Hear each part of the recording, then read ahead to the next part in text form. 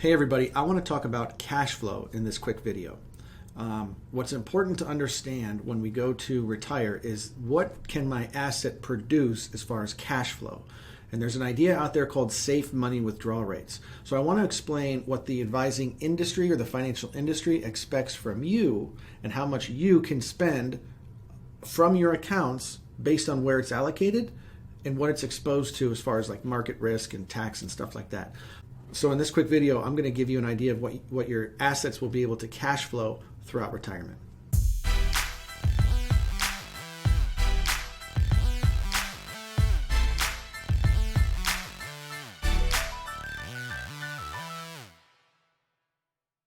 Okay, so let's talk about safe money withdrawal.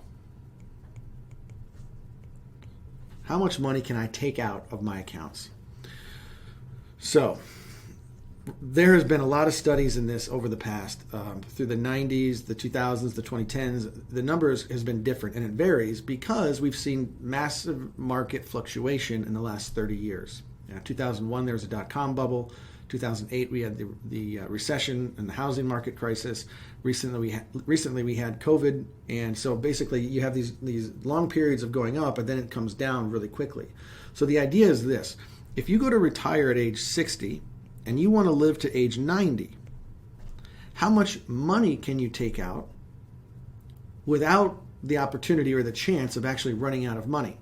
And if you want a 97% chance of not running out of money, back in the 90s, they said you could take out around 8%. Well, then we had 2001 happen. So it's not 8% anymore. So through the early 2000s, it was around 6%. But then we had the recession. So it's not 6% anymore. Right now, the safe money withdrawal rate is actually around 4%. And there are, you can look this up online, there are many reports out there that say even less. A lot of conservative advisors talk about a 3%. You might have heard about a 4% rule over the last 10, 15 years. That 4% rule now is actually looking more like a 3%.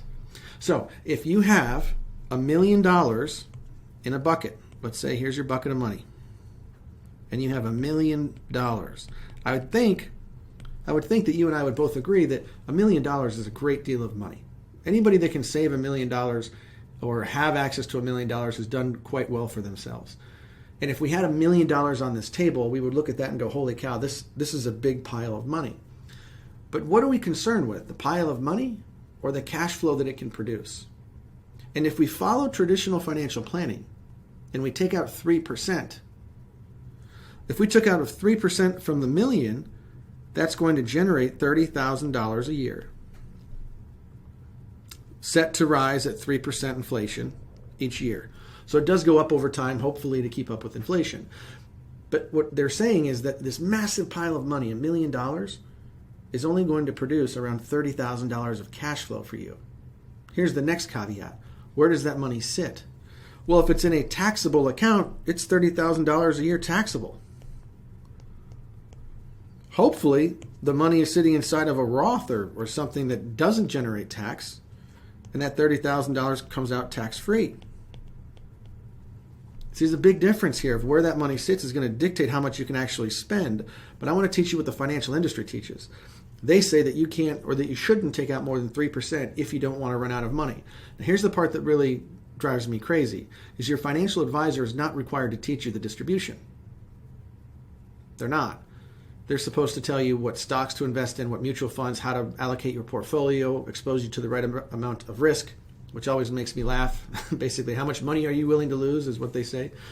But they get charged, they can charge you a fee to do that.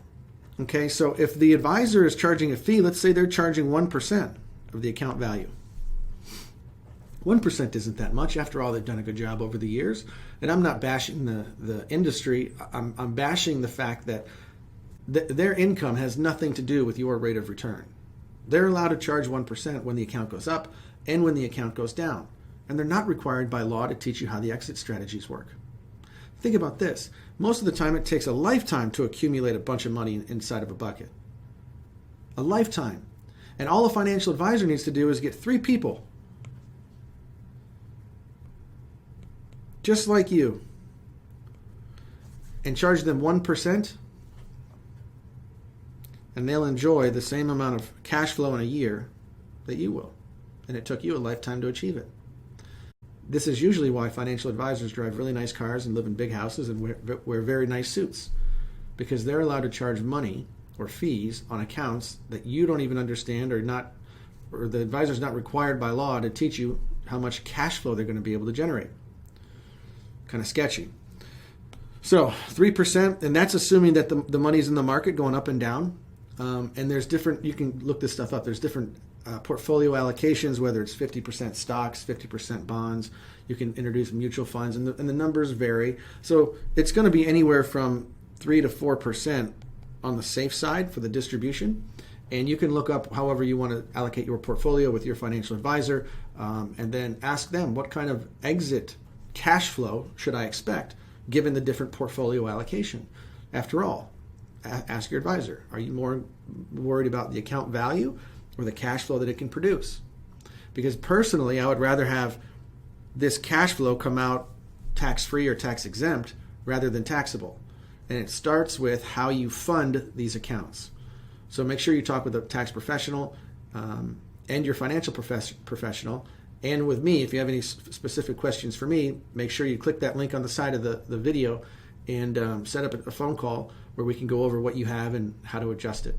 I hope this helps, and I'll see you soon.